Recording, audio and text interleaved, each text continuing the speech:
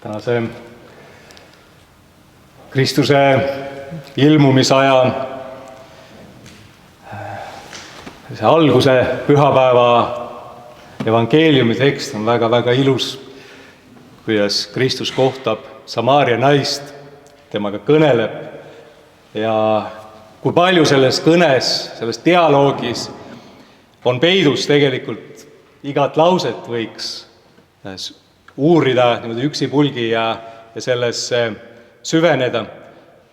Aga täna tahaksin esile tuua selle dialoogi osa, kus Kristus on rääkinud Samaaria naisele elavast veest, mida tal on pakkuda, ja too ütleb: Isand, anna mulle seda vett, et ma ei januneks enam ega peaks käima siit ammutamas. Jeesus vastab seepeale: mine kutsu oma mees ning tule siia tagasi. Esmapilgul tundub, et Jeesus justkui hiilib kõrvale sellest elava vee pakkumisest. Ja naine küsib, et no aga anna mulle, siis sa räägid sellest elavast veest, et enam ei janune ja mis kõik veel. Anna mulle seda. Ja Jeesus hakkabki andma. See Jeesuse annab naisele ülesande: mine kutsu oma mees. See ongi see, kuidas Jeesus hakkab seda elavat vett, seda tõelist vett, mida too naine vajab, jagama. Tihtipeale me mõtleme, et need usu küsimused ja teemad on sellised ennekõike seotud üleloomulike asjadega. Jumal ja tema olemus, vaimne maailm, reaalsus, imed ja mis kõik veel. Aga siin Johannese evangeeliumi alguses näeme, kuidas tegelikult need põhiküsimused ja igavese elu küsimused on sisemised asjad. Jeesus hakkab sellele Samaaria naisele elavat vett pakkuma, pannes ta ennekõike vaatama see naise enda elu peale, mis olukorras ta parasjagu on. Mine kutsu oma mees.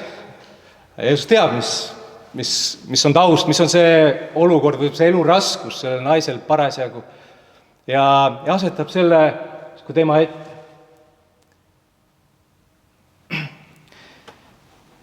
See on see elava vee allika voolama hakkamise algus.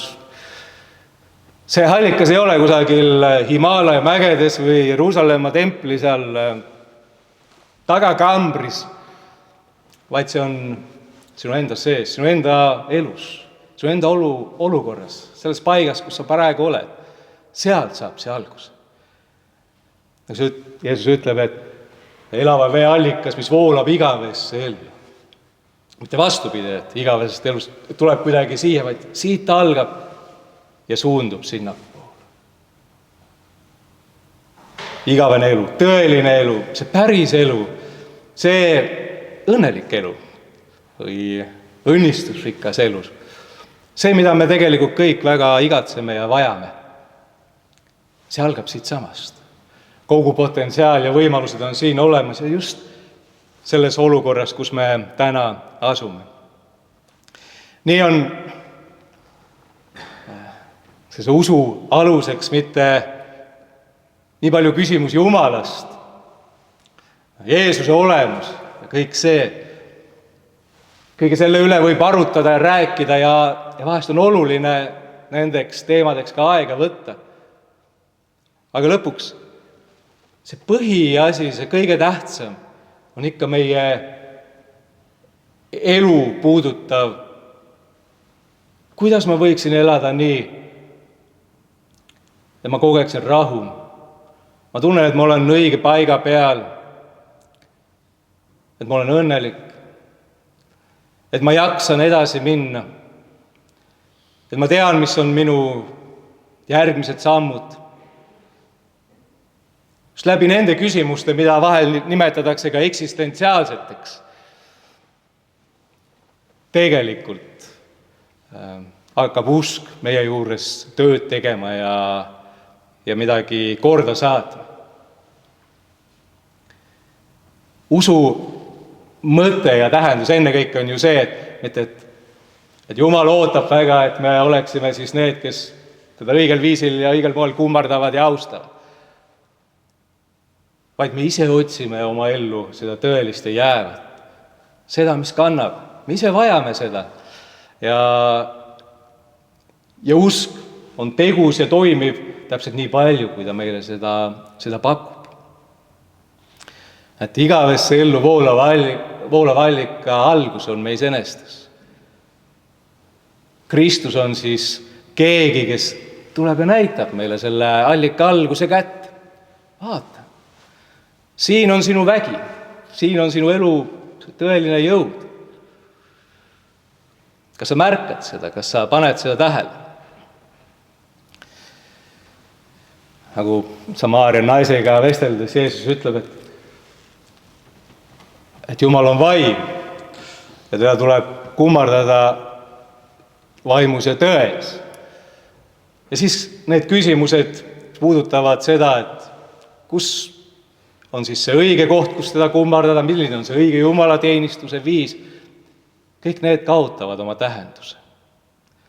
Et kui sa oled selle allika otse üles leidnud,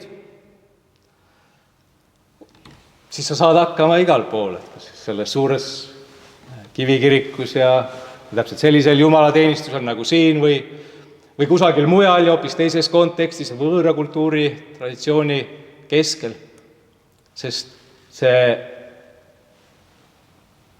vaimus vastuvõetav, mõistetav, kogetav Jumal on sinuga kõikjal.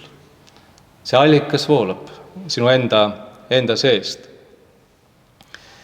Et Kristust me ei otsi kusagilt sealt, vaid ennekõike oma elust. Kuidas ta tuleb ja meid puudutab siin ja praegu. Luuka evangeeliumis Jeesus ütleb, Jumala riik on teie sees. Sinna vaadake, sealt otsige. Me mõtleme, mida see Samaaria naine, see oli see siis tema olukord või mis see oli tema igatsus või see tema ootus. Siis võime sellest kokku võtta, et see oli igatsus armastuse järele. Samaarlased olid Iisraelis toona põlatud rahvast. Nad olid muulased sisse toodud. Kui oma rahvas oli ära küüditatud, siis toodi samaarlased. Või need, kes said samaarlasteks ja võõras rahvas toodi asemele. Neid ei armastatud. Enamik toona Iisraelis elanud inimesi ei armastanud samaarlasi. Tegemist oli ka patriarhaalse ühiskonnaga, kus naisel oli väga keeruline olla.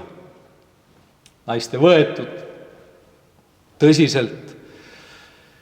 Nii et see Samaaria naine, kui ta oma päeva alustas ja pidi minema välja kas või sinna samma kaevule, siis ta võis arvestada, et ilmselt ta saab kogeda pilkeid, naeru, halvakspanu.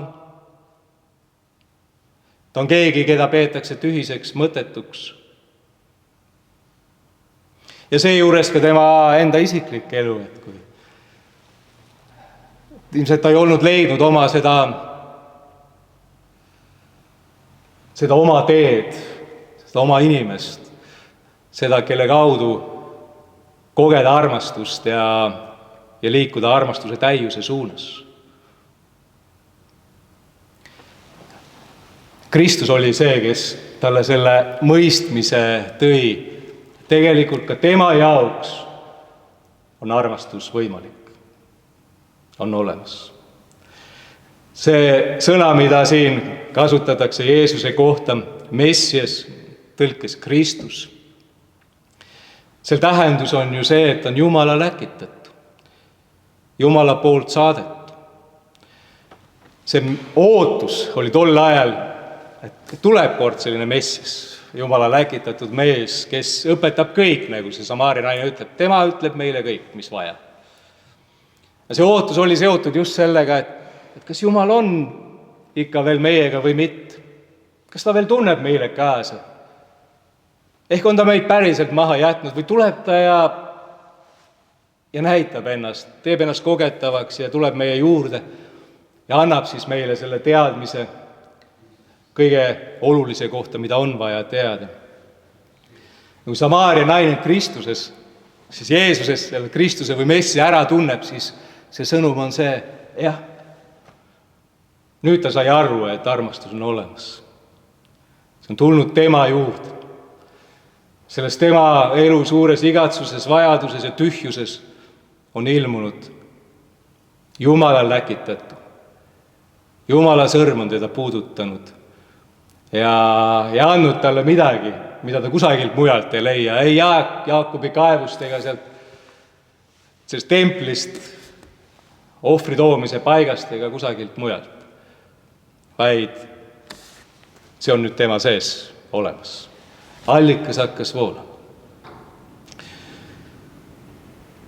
Nõnda kohtumine Kristusega on midagi väga isiklikku meie kõigi jaoks. Ja ennekõike see leiab aset just selles paigas, kus me oma elu, need igatsused, vajadused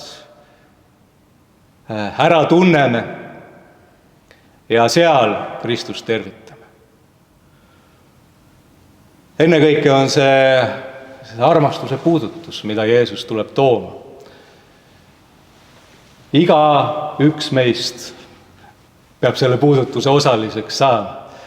Ja kes seda on vastu võtnud ja seda kogenud, selles algab see läte, hakkab voolama, mis juhib järjest tõelisema elu suunas. Võib-olla selle naise jaoks ka, et kui ta läks, ta oli ikka edasi samaarlane, ikka see mitte nii tõsiselt võetud naisterahvas. Aga võime kujutada ette, et tema jaoks enam ei läinud korda. Sest ta oli leidnud midagi palju suuremat sellest välisest, mis teda ümbritses. Ta teadis, mis on tema väärtus ja et seda ei võta ära mitte ükski kõrvalseisev inimene, vaid selle on andnud talle Jumal ise. Selle erilise väärtus. Tema sees sai see elava vee allikas alguse ja sellega ta tohtis siit peale arvestada. Ja see on ka meie kingitus, see meie and, mis meile antakse Kristuse kaudu. Aamen.